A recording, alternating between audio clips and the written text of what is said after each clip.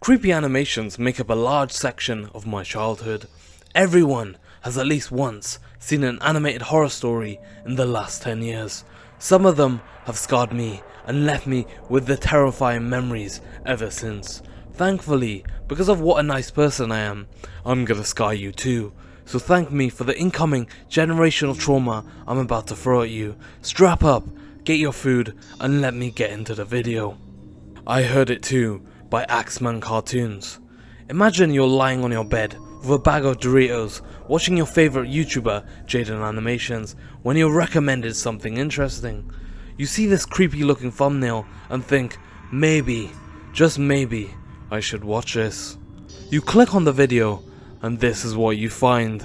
The video opens with a girl alone in a room, hearing her mum call her from downstairs. She looks nervous while moving towards the sound as the narrator governs her every action. Sarah! A girl heard her mom yell her name from downstairs, so she got up and started to head down. She slowly moves towards the noise and pokes her head around the bend of the stairs, with her eyes widening to what she sees. She sees what looks to be a mother, but her actual mum pulls her aside and into a nearby room, looking frantic and distraught. She says, I heard it too. As soon as this happens, whatever was calling for her glitchedly scurries up the stairs and screams, which is the girl's name. The mother hurriedly consoles Sarah and positions her safely in the closet for safety, telling her to stay put and not make a single sound, then barricading the almost broken, rundown door with a nearby cupboard as a last resort, and dialing for 999.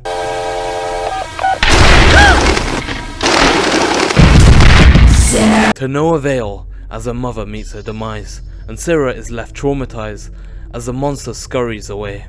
Sarah goes to check on her mother once the footsteps of this unworldly ghoul-like being fades, but pricks her hand on a thorn made by the broken objects, causing her to shriek in pain. The monster's footsteps become approaching as they get louder. Sarah is dragged away, and the scene ends.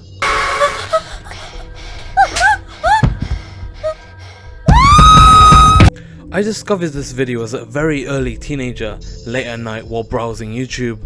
Axeman Animations put together a truly fear-conjuring animation that left me on the edge of my seat.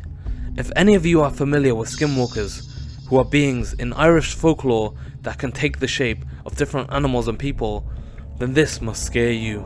The most terrifying aspect for me was how Sarah thought her mum was calling her, meaning that whatever was calling for Sarah was emulating her voice. Pumpkin World by Andy Wilson 92. When flash games used to be alive and common, there was also a game called Pumpkin World. It was a simple game. A pumpkin tells you what it wants, and you feed it. I'm very hungry. Give me the juice. Yeah, it was a really strange game, but the animation is even worse. I am very hungry. Give me the butter. I'll be back in 10 minutes. The creator, Andy Wilson 92, has very disturbing and questionable animations on the same channel. But moving on. Happiness by Steve Cuts. This well-crafted animation's title is kind of explanatory to what the video is about. It follows mice and is meant to symbolize humanity. Steve Cuts symbolizes that perfectly. The video opens with mice running in suits to board a train to supposedly nowhere, as heaps of mice try to climb out of the train once it lands, indicating a lot of humanity is going nowhere.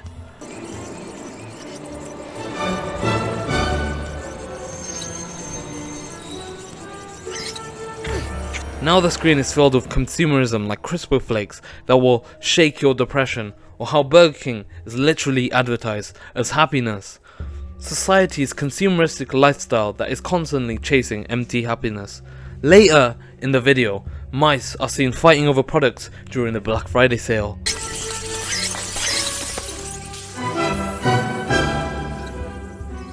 Shedding blood to get the products. Of course, Since the pandemic, this no longer happens because of online shopping. By far, the scariest part of this video is when the mouse is prescribed happiness after feeling down. After taking this happiness, he's ecstatic and gleefully jumps around with Disney characters, giving the illusion that all is solved. After flying like a Disney princess for a bit, he falls from the sky and back into his own world. No longer is he an idealistic Disney character.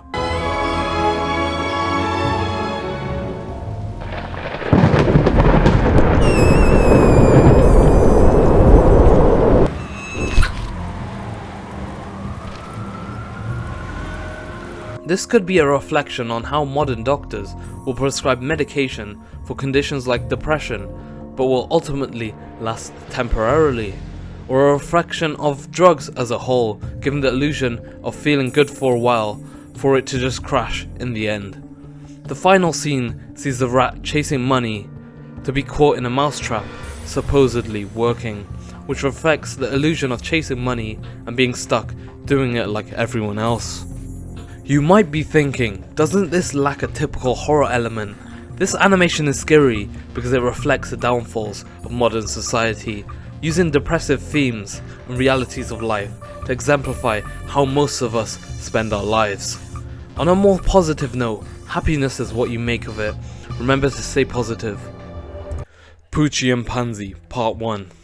Horror has changed and evolved in many ways. An early internet or 2000s era way of doing it was taking something sweet and innocent and turning it creepy. For example, My Little Pony EXE or Sonic.exe, which we all know and love. Around the same time in 2010, Poochee and Pansee was created too. This video begins with two puppies that look cute and innocent.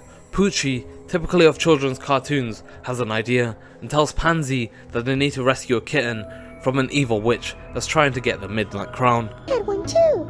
What was yours about, Poochee? It was about a kitten. He was locked in a tower, and an evil witch was trying to use him to find something called the Midnight Crown. Wow, Poochee, I had the same dream. That means it must be real. So they embark on an adventure. First, they need to go to a place called the Batwing Cave, and once they arrive, they're met with this. I have a tip for you. Turn up your volume, because it's very quiet. Imagine seeing that as a kid. I watched this video at a library when I had my headphones plugged in. I was traumatized. Sorry for tricking you. I'll make it up to you with the next video. Salad Fingers 2, Friends by David Firth. Salad Fingers is one of the most famous internet horrors in history. For those of you who don't know, 15 years ago, a strange green man with an affinity for rusty spoons was born. There's something more scary about old internet horrors. This video opens with Salad Fingers introducing his friends. They arrive sooner than expected and are actually his finger puppets. Oh, today I'm having a little get together with my friends. Oh, hello there, chaps. You arrived earlier than I expected, and might I say, you are looking rather splendid this evening. He then licks his dry, crusty mouth and smacks his lips together, exclaiming that he wonders what the finger puppets taste like. Marjorie Stewart Baxter, you taste like sunshine dust. Oh, Hubert Cumberdale, you taste like soot and poo. After putting the puppets in his mouth, we see a human boy come across Salad Fingers' barren wasteland of a house, and Salad Fingers peers through a crack in the house.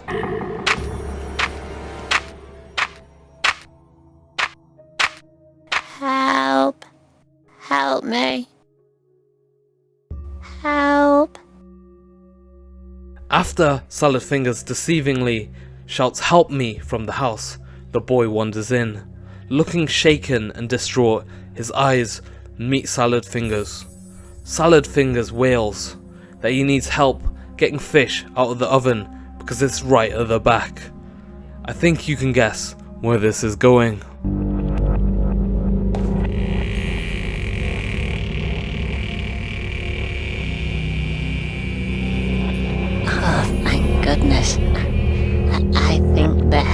must have sent you. I've got a fish cooking in the oven, but I just can't reach it.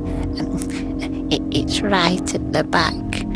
With your supple little frame, you might be able to squeeze in and get it for me. It's right at the back. I can't thank you enough. While the frightened boy helps get the fish, Salad Fingers seems a little too excited over a needle in the wall. This makes him fantasize about coat hangers with meat attached to each hanger. I like it when the red water comes out of my... Oh, yeah. Somewhere over the rainbow, way up high, there's a land that I heard of once. Inside this meat fridge, he encounters one of his finger puppet friends, who we saw earlier. After waking from his weird daydream, he muttered under his breath that the fish must be done, making us wonder where the boy went, and what the hell type of person is Salad Fingers. Who knows?